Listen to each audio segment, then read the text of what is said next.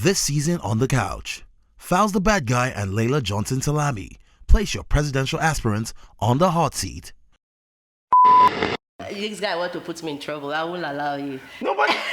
Okay. No, this is a very, very, very, very important and sensitive topic, I believe. The truth. Okay, do you think that right now, people that have a certain sexual orientation are being discriminated against? I don't know. I don't believe so. The excitement. C'est le moment de faire la fête, C'est le moment. And the totally unscripted nature. Oh wait, but what is on The Couch? It's a relaxed style. I don't want anybody to come here and tight your chest. I don't know, stronger face. It's not, this kind of setting is all relaxed. You have your stocking, you have your shoe, put on your knicker. It's on The Couch with Falz and Laila. What's up, what's happening? My name is Falz, the bad guy, aka President of the Sweet Boy Association. And I'm Laila Johnson Salami. Welcome to another episode of On the Couch. And today we have the former governor of Cross River State, aspiring president of the FRN. Go ahead and introduce yourself, sir. You guys have too much energy. My name is Donald Duke, and I aspire to lead this great country to greater heights. Okay, nice. Before we get into that, though, let's keep it calm and casual to begin with. So tell us a bit about yourself.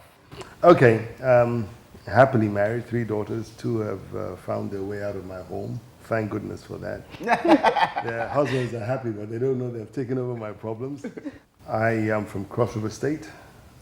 Grew up in Lagos, went to school in Lagos, Sokoto, Ilorin, Zaria, and the United States.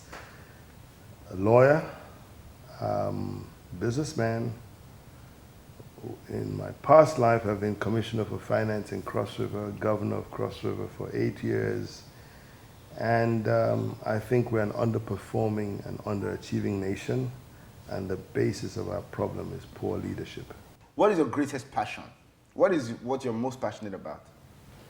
Life, seeing the improvement, seeing people achieve their potential. It's exciting. Because you see, each one of us is a value addition to the entire realm of our society. And each one that does not achieve that full potential is a frustrated person. And that is the basis of all the problems we have in our nation. So my passion really is actualizing our true potential as a nation. You think every single individual can achieve their true potential? At least they should be given the opportunity to. Right now, most of them are even frustrated from even thinking, let alone acting it out. Okay. What is that one thing that you always live by? Like, just... Your life motto. Yeah. Your mantra, more like. Really do unto others. Try to do unto others as you want them to do unto you. Try. So it's very hard. Try to do unto others. As you like others to do unto you. you. Just try. So what are you looking to do unto us? You guys. As a country? Oh. I would like to do for Nigeria what really Nigeria has done for me. Nigeria's been good for me. I mean, whatever I am today is because of the opportunity that Nigeria has afforded me. Could it have been more? Probably, I don't know. But the reason we're conducting this interview, the reason I'm aspiring to be president of Nigeria is because I'm opportuned through education, through exposure, through opportunities that have been afforded me. Most people in Nigeria, most Nigerians do not have that same opportunity. When I was in government, I used to tell members of my executive council when we sit around the table, and the reason why we can sit around the table and discuss the fate of Cross River State is because, one, we're educated and we're opportune to do so. The least we could do is provide similar opportunities for other Cross Riverians to achieve that. Whether they make it or not depends on their zeal and their individual volition. But at least the basis of achieving that is made available to you. Okay, interesting. Now, the primary essence of governance is security and welfare of the people. And governance is basically 80% of a citizen's welfare. What would you say is the starting point? Under a potential Donald Duke administration, what would you say your starting points would be? Let's go into your first 100 days. Get a few things right. Right now, we're embroiled in a war, a civil war. We don't want to call it that, but it's a civil war. When you're fighting, when brothers are fighting brothers for, regardless of the reason, it's a civil war. So we have a civil war in the northeastern part of the country. We need to deal with that. You need to deal with the checkered assaults on our people in parts of the country, aka herdsmen crisis and farmers and all that. But you've also got to deal with the economy. That has frustrated so many Nigerians from achieving their full potential. Right now, every sector is in dire need of attention. But if you deal with the economy, if you get your credits right, if you get the financial system going, then that would exacerbate or curb some problems or some challenges that folks are facing. But because of where we are, it's difficult to say this is one thing I would do. You've got to do a multiplicity of certain things. You've got to get the army sufficiently motivated, because I believe we have the capacity to deal with the insurgency called Boko Haram, but I think there's a motivational problem going on there. I mean, I could tell you, for instance, that if you pay a soldier 500 naira in a war zone for his feeding, and I know that sometimes about 20, 30 soldiers have to come together, pool their resources together to be able to feed. That has to do a lot with motivation. So you've got to deal with that. But even beyond that, you've also got to get the credit system working. The reason why certain countries grow faster is because their citizens can borrow money and build on their businesses. But most people don't go to the banks for credits in Nigeria. But there is a multiplicity of things that you've got to do. I hope I've answered your question. Okay, so policy-wise, what are you looking to introduce in the area of education? You know, Policy-wise? Policy-wise, you've got to redress the whole thing. The curriculum has to be revamped to deal with a society that is that is in the digital age. You've got to train the teachers, right? Motivate them, train them to deal with that curriculum. You've got to tie teachers' careers to students' passage. In other words, and we did this in Cross River, if you have 80 students going or 100 students going for an exam and 80% of them don't make it, or 20% or something, you can't promote the teacher and all that. You've got to tie that up. But you've got to motivate the teachers for you to do that. You've got to amend the curriculum. But more importantly, you ask yourself this. The first of all is, we need to build so many new schools. In a primary school, you ought not have more than 300 students. 20 in a class, 2 classes, 6 classes, that's 300. And in a secondary school, 3 classes, not more than 30 in a class, 6 classes to go, that's 540 students. And you need to have the right ratio of students and teachers. But again, you've got to also look at the curriculum. So you've got to build a lot more schools. You have schools that you have 2,000, 3,000 students. That doesn't allow for learning. You have classrooms that have over 100 students. That doesn't allow for proper learning. So you've got to tailor the numbers. So because teaching requires a lot of interface. I need a class where the teacher knows all the students by their names and can relate to them and can tell the weak ones and the ones that need extra help. So the policy really, in a summation, should be one, we've got to speedily amend the curriculum. The curriculum we're using today is totally outdated. It at best teaches you how to read and write. The world has gone beyond reading and writing. So you need to include in your curriculum digitalization. In other words, you've got to be able to do programming and things like that.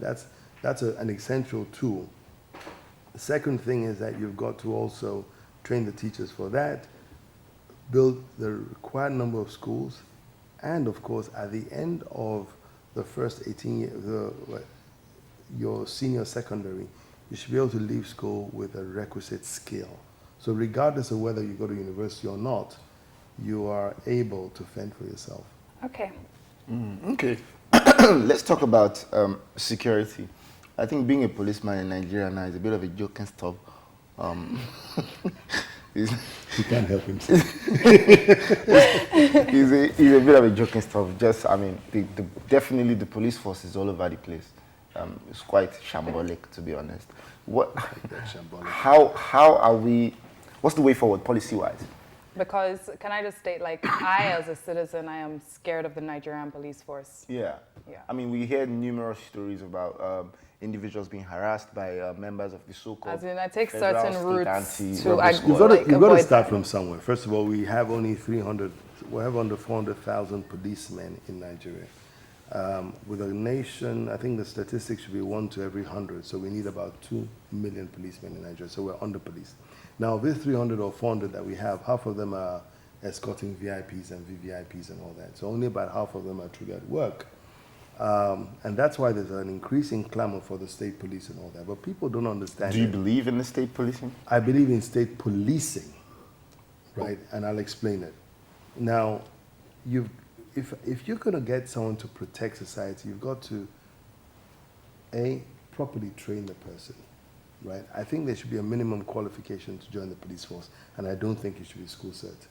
I think society is far more sophisticated today than it was, because today's school cert is equal to first living certificate of years past. Today, I think it should be an HND or a degree to join the police force. Then remunerate them accordingly. You cannot remunerate a man who's going to spend all night on patrols the same way you remunerate someone who is working in an office. So he needs some insurance policy. He needs to know that if anything happens to him, his family is well secured to the point where his children are of working age, and that they're not going to be destitute. His take-home pay should actually take him home, right? If you don't do that, then he's liable to extort money from people, as we see today. So you've got to correct that, but they've got to go through training and discipline. Would you scrap the SARS? Of course I would, because I do not subscribe to a force where people carry arms and they're not in uniform, because I don't know who you are. There's zero discipline in the service, zero motivation. But I was talking about policing, state policing, where it's almost impossible to expect the federal government to employ 2 million people to police all of Nigeria. So you've got to get the local government and the state governments to contribute. Now, policing is 80% gathering of information, 20% enforcement, right? Because if you know everybody who lives within a particular area and you know what they do, you can afford to be proactive. You can stem activities before they happen.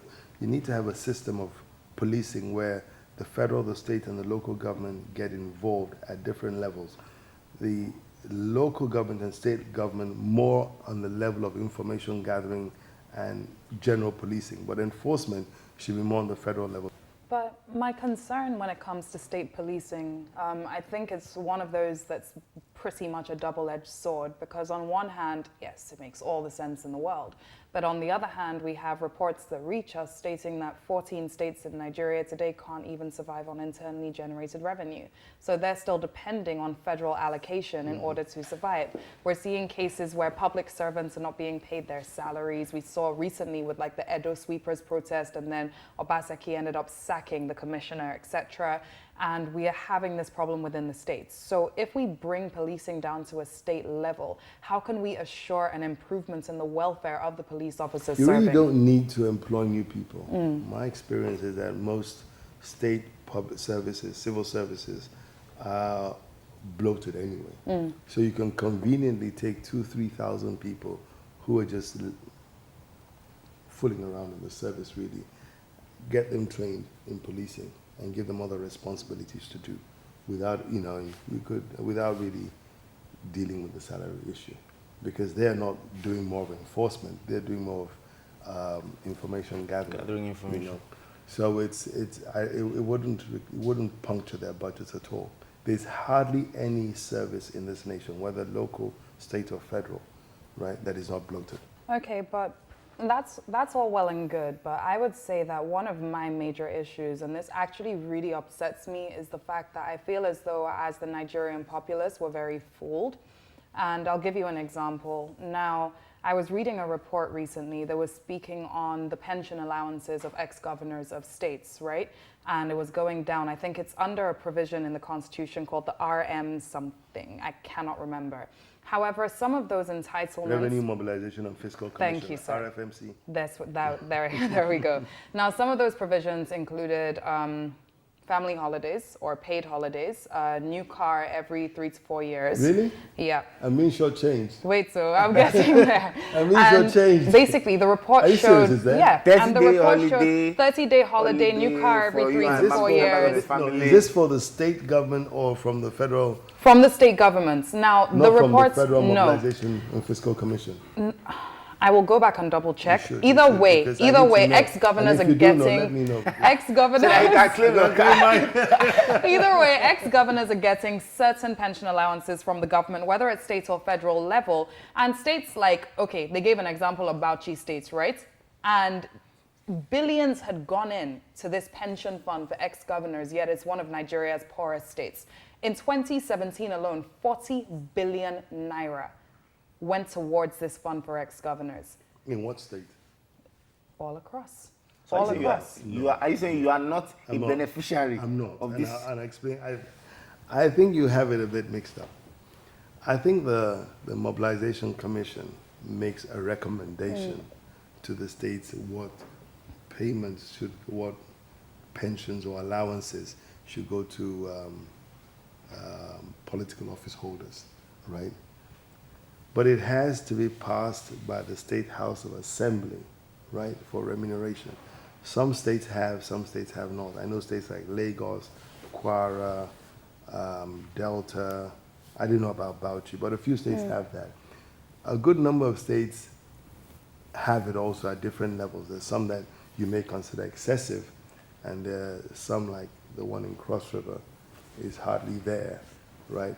Actually, recently the governor called me to speak to me about it because I'm not getting anything, right? I didn't provide that law because I thought it was unethical for me to provide pension for myself, and I was hoping that my successor would do it. We'll do that. Well, he didn't do it, but I think he needs it now. So, so.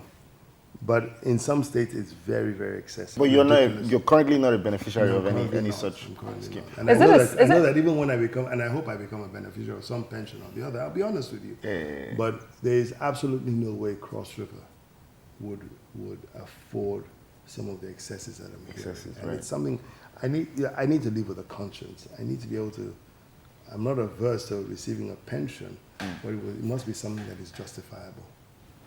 Okay, and what do you think about the fact that our lawmakers receive 13.5 million naira running costs every month? Because personally, I think it's quite absurd, especially due to the fact that you're in plenary for, is it Tuesday, Wednesday, Thursday, Abby? Mm-hmm. And the rest of the time, you're chilling? Okay, I've also asked that question. I think it's excessive. There's a lot of excessiveness in our society today. I've spoken to some senators who tell you, that money is not just for me. I've got to pay some staff who are doing research for me. I know they don't research into jack. That's a story, and all that. And that amount has been growing from 1999 to date. Every time they come in, they up it. Now, the leadership must have the political will to stem this, okay? Because if you compare what the legislators are getting to what the judiciary is getting, which is another arm of governance, it's ridiculous. What a judge, even a Supreme Court judge, gets is a far cry less than what a legislator gets. And they do far more. They do far more, to be honest. Of course, a lot more. So, but what is lacking is a political will. The buck stops with the president. He must sit down with the president and the leadership of the National Assembly and say, this is not justifiable.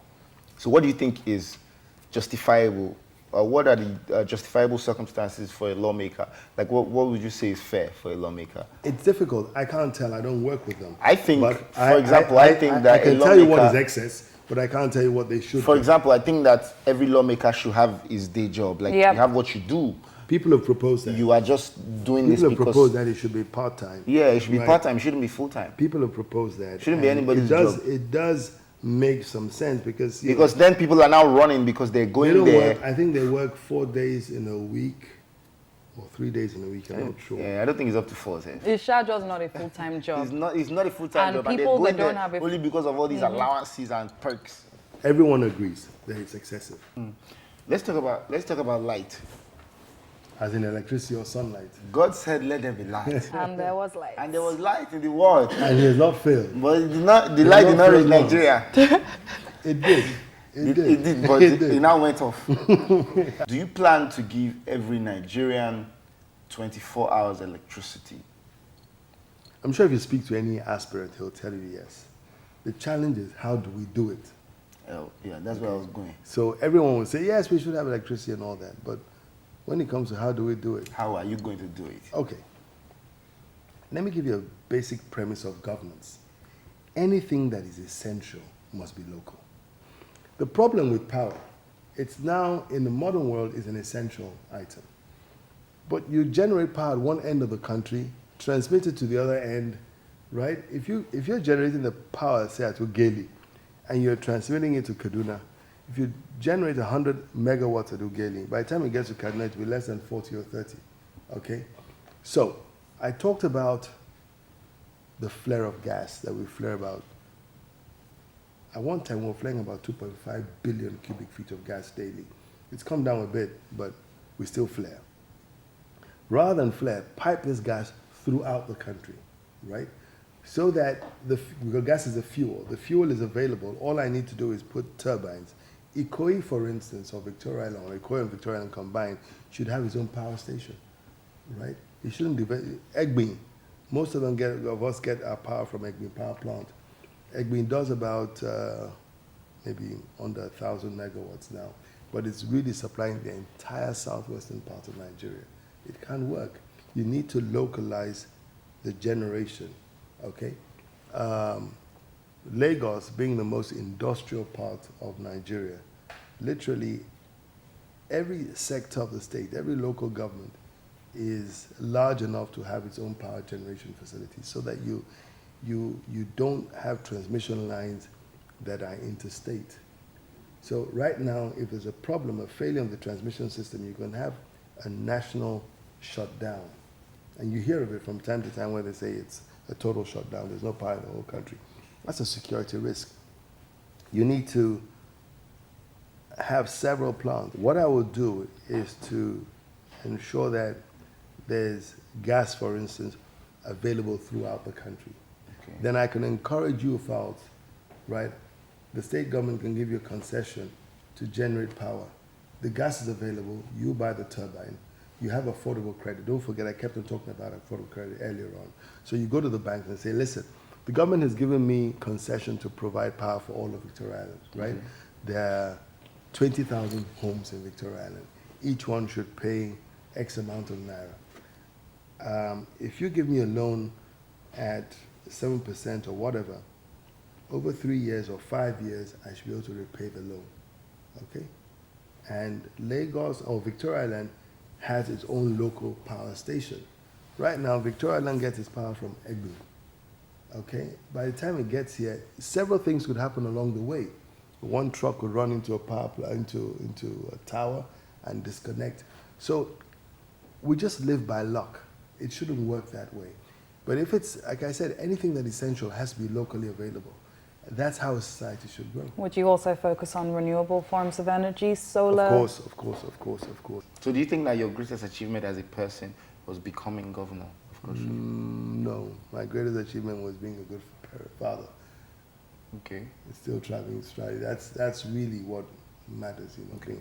And being a role model to others. Getting people to see and say, oh, I'd like to pattern my life after so-and-so person. I think that's the achievement. Governors come and go. There are many of them, and so it's something to be proud of, but it's certainly not the greatest. Under what party will you be running? Ah, that's a good question. I saw that coming. I will make an announcement this week. So you are not entirely sure yet. Wait, am sure. are you defecting from the PDP? Are you currently in the PDP? I said I'll make an announcement this week. But you're currently in the PDP. Yes, so So- I'll make an announcement this week. Okay, as to whether you're going to Run on the PDP run or on, not. under the PDP with the likes of Atiku, Kwankwaso, etc., I've been or with them forever defect. anyway. So you Or may defect. be defecting. Maybe following our senator's footsteps.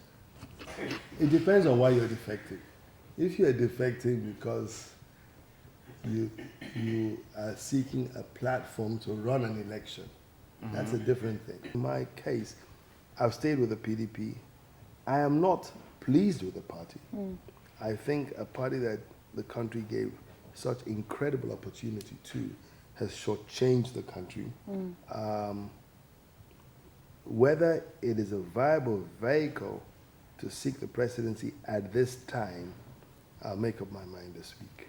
Have you ever been accused of corruption or anything like that? Well, look, people are going to accuse you of anything. That's politics. You know, the first thing they'll say, oh, you're a thief. That's accusing is not the problem, is being convicted for one. People have written petitions that I did this, I did this. Someone wrote a petition that I own Tinapa. And I said it was a prayer. I would like to own it, but I don't own it. So you have never misappropriated public funds? Not intentionally. Not intentionally. So unintentionally you have? Inadvertent, by mistake, money into account. No, nothing has entered my account. But seriously, no, I've not. And I don't have a case with any of the agencies. I never have. Do you have any corrupt acquaintances? I know quite a few people. I know quite a few You people. can share their names. Nah, it's not for public. But you're acquainted with them? Yeah, in politics, look, politics is not about acquainting with the good. I mean, the Lord Jesus said he didn't come here he came for the sinners, right? How do you and if you want to deal with and reform society, you've got to deal with everybody, both the good and the not so good and the horrible. How do you plan to ensure that these corrupt acquaintances do not form a part of your government? If They you do won't. They get won't. power? They just won't form a part of my government. But if I'm you're already no. acquainted with them, So if they're showing you full support, if they are, if they're rolling with you because they believe that you are the man, and then when you get there, are you just going to turn your back on them? How are you going to handle that? That wouldn't be the first time I've turned my back on people. So is your loyalty questionable then? My loyalty is to Nigeria, not to any individual. What are your views on capital punishment? Nigeria has some of the highest statistics for people on death row in the world. Frankly, I don't believe in death row. I don't believe it. While I was governor, I never signed it. I always commuted it to life. Because the nature of our courts, look, what if the guy's innocent? In law, we have this adage, Falz, I don't know if you still remember this. Right? The whole barrister. It's better for one person to go, for a group of people to go scot-free than one, Yeah. So we have that. I'll rather err on the side of caution. So I don't free them. I just commute it to death, to life imprisonment. Big one on. Sorry, sir. Has Buhari been a good president of Nigeria? Buhari could have done a lot better. I think. Has it been good? Should we play yes or no for a bit? Can you say Yes or no? Let's play yes or no. We'll get to that. Has it been good? Can you say If can he you were, say I would what not be good? contesting for the job. So now. it's not good. Interesting. Back to your favorite food though. It changes. I used to love dodo at one time. I was crazy about dodo and beans. And that's Dodo the and beans. effect of living in Lagos. I mean, if you live in Lagos, you like dodo and beans. Have you ever gone on a no rice diet? What? Have you ever gone on a no rice diet? No rice. Yeah.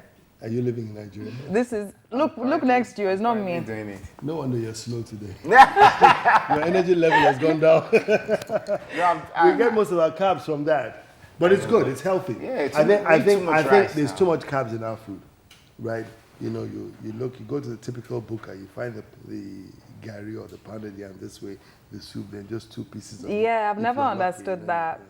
Like your pounded jam will be like this, and then your You need to. It won't be more, right? I swear, We were yeah. talking about gender, and I'm going to take up a question about gay rights and stuff like that. Okay, I want to talk about that. I don't understand it because I'm straight, right? I don't understand emotional feelings a gay person, for instance, would have towards someone of the same sex. Of their sexuality. I don't understand it. But I would not criminalize them, right? I would ensure that they have the protection of the law. But if they want to exhibit their sexuality, that's an affront on the norms of society, the current norms. How would you define exhibiting? Does it make your skin crawl when you like see wait, how do you define I'll tell you something. exhibiting I your arrived sexuality? at New York and went through the airport, and at the passenger rank, two guys came together and were kissing, right? Okay? So public display of affection. Yeah. So Oh, you have a can problem be with gay, PDA. but keep it in the house. Keep it in your house. So Okay, wait. I can kiss my boyfriend at the airport, but then Okay, can I kiss my women girlfriend at the can't airport? kiss. Can I kiss my girlfriend I'm at the talking airport? about the norms of society. I know. Yes, the society accepts that as a norm. So you will But accept that. the day you try and But kiss you are me, discriminating listen, those no, gays. Falz, now this is personal. The day you try and kiss me, I will slap you. I'm don't even try it. I'm not going to try and kiss you because Please before I don't. kiss you, I will toast you. I will make sure that you are down to kiss. No, but on a serious Before I note, kiss you. you cannot jettison the norms of society. Society has certain norms. There's certain things you'll do in America you can't, or in England or in Nigeria that you cannot do in Saudi Arabia, for instance. And you've got to respect the norms of the society. What about civil when you're in partnerships, Rome, though? Forget when you're- marriage. No, I'm coming. When you're in Rome, behave as the Romans. Don't go contrary to the Romans. Don't swim against the tide because we're not there. wait, That's can the you have a word. gay person in your cabinet? His sexuality is private to him. I don't want to know if it's not my business. My business is can he perform the assignment that has been assigned to him. Yeah, so you shouldn't care if he wants to marry another man. He won't. Well, the law doesn't allow him to marry another man. As here. it stands now. If he wants to live with another man, What about civil partnerships when they just sign it off? Nothing like. the law does not recognize civil partnerships. Before you go, Wait, we need you to do something for us. tell me. Just this camera right here. That's your camera. Okay. So you are in a music video. Okay. You're going to sing us one of your classics, one of your classic hits from back in the day, and just give us a lot I want a lot the of whiskey, passion, a lot of water, and wine theatrics. one. Sunday morning, I heard my thing. Come on. From my room, I heard her say that he thinks the world is a great big toy, wearing nothing he can do. You want me to rap? Yeah, please. Do not attempt to adjust from where you are, because there's nothing wrong. We're taking control to bring you this special show, and we will return it to you as soon as you're grooved. Welcome to Falz Show, top of the charts in Lagos. We're going to give you 500 kilowatts of real funk vibes. So sit back, dig, while we're doing your eardrums. As for me, I'm Donald Duke, last of the Home Lot Suckers. Now, this is all what I want you to do, y'all. If you got faults, defects, or shortcomings such as arthritis, rheumatism, or migraines, whatever part of your body it is, I want to lay right down here and let the vibes flow through. You see, funk not only moves, it can remove. Dig, the desired effect is what you get when you improve the interplanetary functionship. So guys, hit it to me 2 in 1. Did I do well? Is there funk after death? I say, clap for me. Thank you, sir. Next time on The Couch with Falz and Laila. Make light a bit more expensive generally. I'm telling you, Nigerians are happy to pay more and have steady Even in rural electricity. areas? They will be happy to pay more and have steady electricity than what, because I use generators a lot, and I have to use generators, use solar, use inverters and everything. If I have one company that is charging me half of what I pay for all those sources of energy I use, I am happy to do that. This is Nigeria. Look how I'm living now. Look how I'm living now. Everybody be criminal. This is Nigeria. Look how we living now. Look what we eating now. Everybody.